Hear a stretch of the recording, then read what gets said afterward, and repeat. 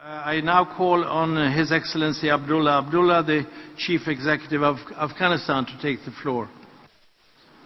Bismillah ar-Rahman ar-Rahim. Excellencies, ladies and gentlemen, despite accomplishments, Afghanistan is at a difficult juncture in its history, dealing with an unprecedented political, security and economic transition with challenges that could potentially hamper our progress towards poverty reduction and development. We believe that early actions is key to end the cycle of the perpetual crisis management.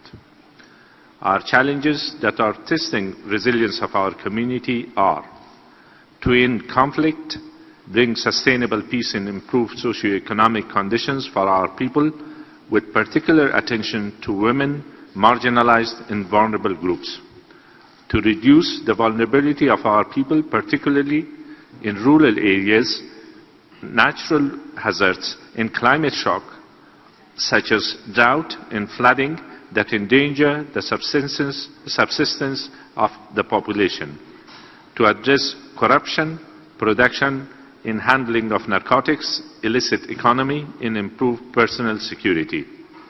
Distinguished delegates, Afghanistan is grateful for the international humanitarian and developmental assistances, and while aid has been instrumental in our transformation, at times it has been fragmented and focused on short-term and quick-fix projects, compromising long-term gains. We are now vigorously pursuing our national agenda for self-reliance and just recently drafted the second generation of Afghanistan National Development Strategy. Our focus will be on economic growth and jobs through investing in employment and revenue-generating sectors such as agriculture, mining, energy, trade and transit, building demand-driven human capital, improving service delivery. All this requires new ways of working together, building partnership and looking for innovative financing and beyond the traditional aid system. To this end, we support the UN Secretary General's call on his report, One Humanity, Shared Responsibility. We also remind you of the relevance of the principles for better engagement in fragile states set out in New Deal document and reconfirmed in the Stockholm Declaration in conflict-affected countries.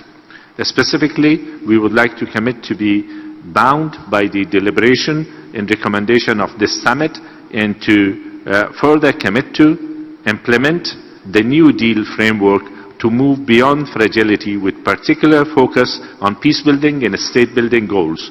We also call on the providers of development cooperation to seriously implement and adhere to the trust and focus principles for context-specific aid. Increase our national capacity in disaster risk analysis and to include measures in our national and local development plans that would address such risks with particular focus on the most vulnerable groups, women, children, and the disabled.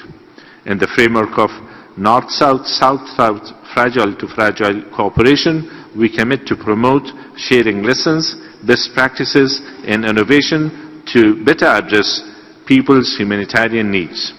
To conclude, please allow me to convey my gratitude to all humanitarian organizations and their personnel for their hard work and sacrifices in Afghanistan and worldwide. Thank you. Thank you very much.